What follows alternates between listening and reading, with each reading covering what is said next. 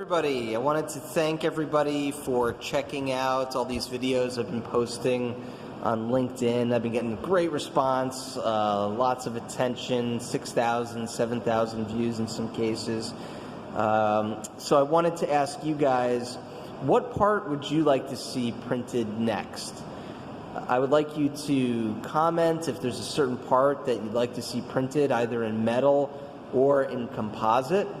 And if I get a really great idea, or if I get a number of comments where folks want to see the same part, I'm going to go ahead and print it for you guys in 17.4 stainless, or we can do this onyx material you're seeing here.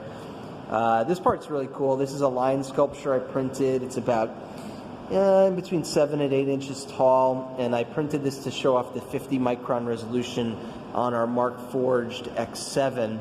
And it came out great. I'm hoping I can focus in here, but there's no layer lines, there's no stop-start line, just came out really nice.